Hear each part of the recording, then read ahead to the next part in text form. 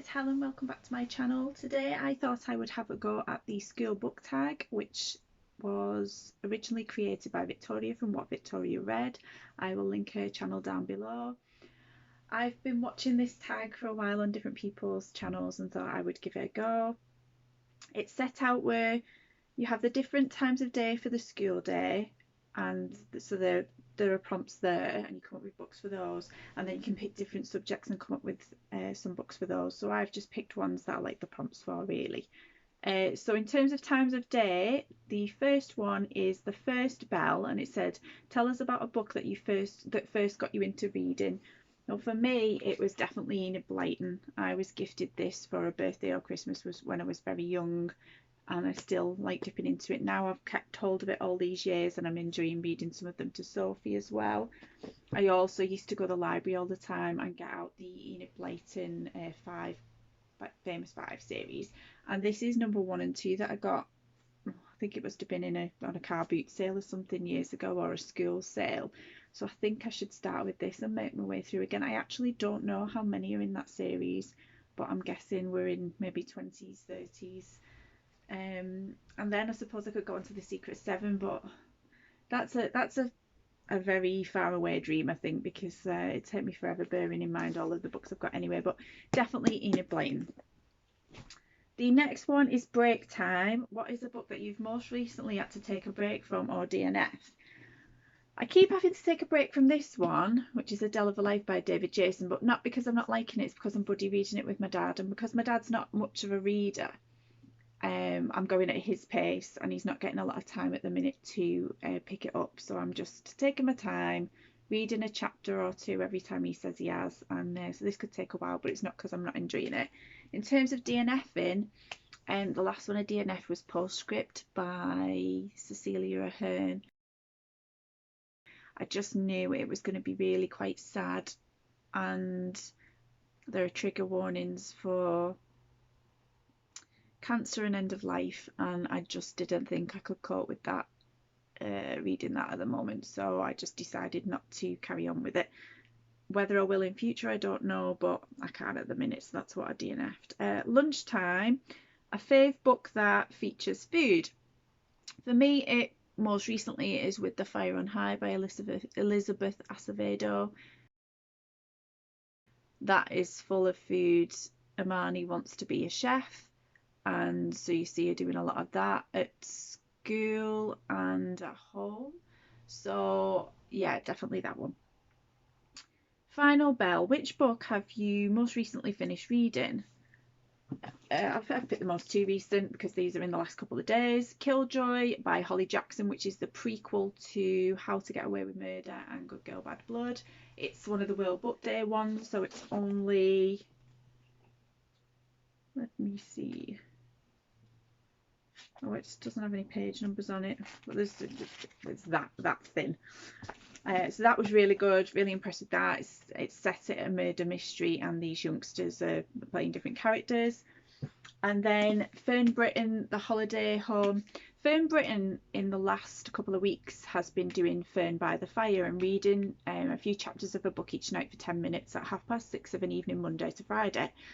So the first book she did was Hidden Treasures, so obviously we got to something like chapter 7, and then I got the audio book on Scribd and listened to the end of it last weekend. She started a new book this week, which was The Holiday Home. Again, we got to about 6 or 7 chapters, and then I carried on with it myself. I got the library book and I've got it on Scribd as well. So yeah, really enjoyed this one. I think I give this one 5 stars. I just was really involved with the characters. I've seen mixed reviews about it on Goodreads, but I really enjoyed it. I think I'm basing mine purely on the enjoyment of the story. So yeah, if you want to do that, then she'll be doing a different one next week. I believe that one's going to be A Seaside Affair. It's not helping me with my TBR because these aren't on my TBR, and I once I've started listening to them, I have to finish them. If you want to have a look on Scribd, there's quite a few Fern Britton ones on there. I've got a link below where you can get an extra, I think you can get 2 months free. Yeah, 2 months free with that code, so you can trial it, and if you don't like it after the trial, just stop. And I also get a free month as well if you do that. So yeah, that's my most recent. Then Homework. Last non-fiction book that I read and enjoyed, Quite by Claudia Winkleman. If you like Claudia Winkleman at all, then read that book. Don't go into it expecting it to be a biography, because it's not. She does touch on a childhood in parts, but more like talking about her family in relation to opinions she has on different things. But it's certainly not a biography, and there is a section on Strictly and she touches upon it a little bit, but it's not a Strictly companion either. It is literally Claudia's opinion on lots of different topics, from clothing. Obviously, she talks a lot about fake tan because she loves fake tan, but being yourself, family, friends, all kinds of relationships, and just things she's got opinions on. But it's so funny. I listened to the audiobook. I listened to that. Was that? No, that was on Audible. And I personally think that will be the best way to read it, because I read some reviews in it and some people were thinking she sounded quite negative, but I think on the audiobook you can tell it's coming across as sarcastic, and I don't think you can tell that from actually physically reading the book. So if you like Claudia Winkleman at all, go for that book. I gave that 5 stars. I loved it. Staff Room, a book that you got when you need to take a book that you go to when you need to take a break. For me, it's always going to be contemporary fiction. And most recently, when I struggled with my mental health, well, gosh, it might even have been 12 months ago now, I carried on with the Shopaholic series by Sophie Kinsella. Really easy read, really light-hearted and funny. I don't think you can go wrong with things like that. So I'm always looking for romance or really just easy read books. So anything contemporary fiction, really. So that's the times of day. Sorry, Treacle's gonna put a bum in your face right now. Sorry about my cat. She wants to join in. So next we're moving on to the subjects. So for English, it says tell us about a book you studied at school and recommend one that you would like to add to the curriculum.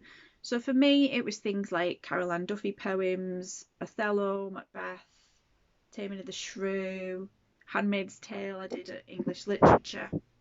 That was for A level. But one that most stands out was Of Mice and Men. So this is my copy from then, actually. Yeah, it's got all my underlinings in pencil and some some annotations. I remember going to see this at the theatre with school. Matthew Kelly played Lenny. It was so good, and it was around the time that he'd been through a really hard time with the media, and he was given a standing ovation, and it was very emotional for everybody, and especially him. So yeah, Of Mice and Men. In terms of a book that I would like to add to the curriculum, definitely Dame Martin by Nick Stone. I think especially at the moment when we're talking about the Black Lives Matter movement, we have to start somewhere, and I think this is a good start to understand what a black person goes through in America. Well, all over the world really, but this in particular is set in America and talking about how a young black man experiences life and what he experiences with the police department in America, and often it's in comparison to how a white person would be treated. So I think we have to start somewhere, and I think this would be a brilliant book for young people to read to understand what goes on. So Dame Martin by Nick Stone. History. Which 3 historical fiction novels have you most enjoyed? Right, I'm going to have to refer to my tablet now and have a look at the descriptions, because it's been such a long time since I've read some of these. So the first one is Florence Grace by Tracy Reese. I didn't know this had once been a Richard and Judy bestseller, or the second stunning novel from the author of the Richard and Judy bestseller, Amy Snow. So if you've read Amy Snow, this is another one you might like. It says Florrie Buckley is an orphan living on the wind-blasted moors of Cornwall. It's a hard existence, but Florrie is content.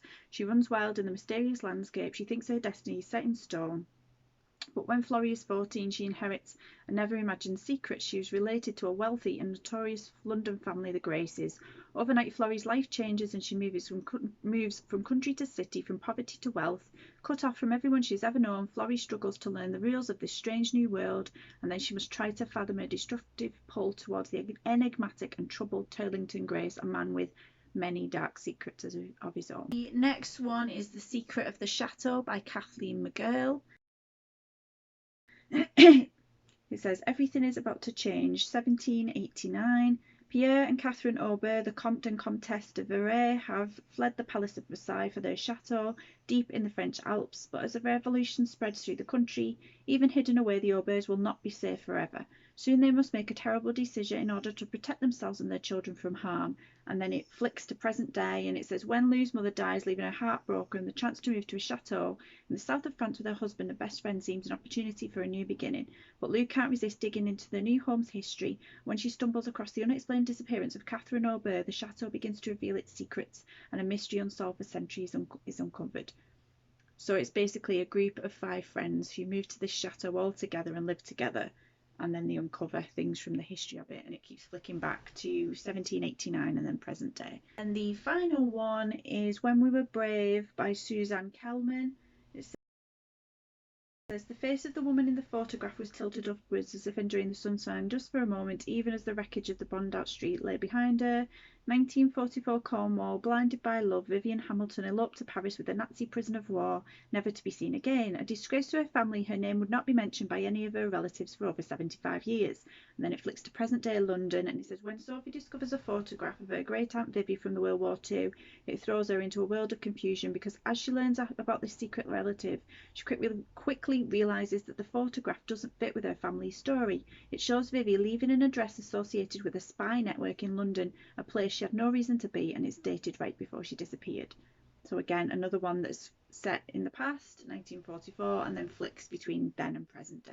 So they're the 3 historical fictions that I have most recently enjoyed. So now for religious education, which book is one that you always come back to? I've mentioned this before on my channel, Forever Liesl by Charmian Carr, although I haven't read it for a while, but I am considering reading this for Austria for Eurovisionathon.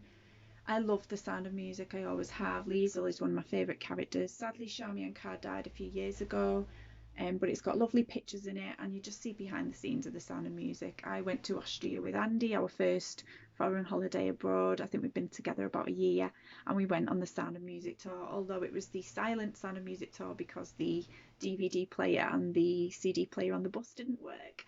But we visited a lot of the scenes from the movie, the what's it called, like the conservatory outdoor house where she dances with Rolf, the church where Maria gets married, the gardens where the children dance around the fountains, the stairs that they run up and down. It was just lovely. Me and Andy by ourselves found the theatre where they sing on the stage at the end. It was just a lovely trip that I've got fond memories of, but I always come back to this book, and like I said, I'm going to reread it for Eurovisionathon for Austria. Drama. Which book do you think has the best ending? The most recent one that I can think of is Frost Heart 2. I can't say about obviously what the ending was about because there's more than one book and there's going to be a third one coming up, but that ending is lovely. And 3 books that you have the best covers. I've just been down to my TBR cart and pulled 3 out. So there's this one, A Girl Made of Air by Nydia Hetherington. It's one that I won on a competition on Twitter, and it's got a lovely foiled cover. It says, let's see what it's about. This is the story of the greatest funambulist who ever lived. I don't know what that is. Born into a legendary circus family, our nameless star was unwanted and forgotten, abandoned in the shadows of the big top until the bright light of serendipity Wilson threw her into focus. Now an adult haunted by an incident in which a child was lost from the circus, our narrator, a tightrope artist, weaves together a spellbinding tales of circus legends, earthy magic and folklore, or in the hope of finding the child, but will her story be enough to bring the pair together again? So there's that one, but that cover is stunning. I wonder what the underside's like. Oh no, just blue with a gold cover, but still the cover art's beautiful. Then we've got A Whole New World by Liz Braswell. I just think that orange and red is gorgeous, and the black. This is a retelling of Aladdin. And then the final one is The Secrets of Sunshine by Phaedra Patrick. I just love colours which are that like blank cover in the background and then just clear text and then a little bit of pattern around. I just think that's beautiful. This one is We All Deserve a Second Chance at Love. Single dad Mitchell Fisher has said a firm goodbye to romance.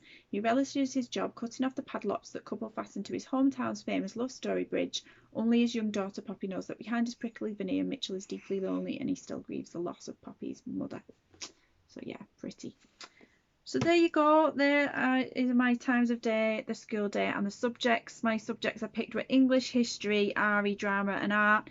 I wouldn't normally go for drama at school. I wouldn't have had the confidence to stand up and perform, but I liked the idea of picking my book with the favourite ending. But other than that, English, RE, art, I was always interested in history. I just didn't take it any further at school. Um, but there you go. So if you want to take part in the book tag, go and have a look at, like I said, I'll link Victoria's below and you can find the questions linked to hers. And in terms of tagging people, I know quite a few people have done it. So if you want to take part in it, just consider yourself tagged. But thanks for listening and I will see you next time.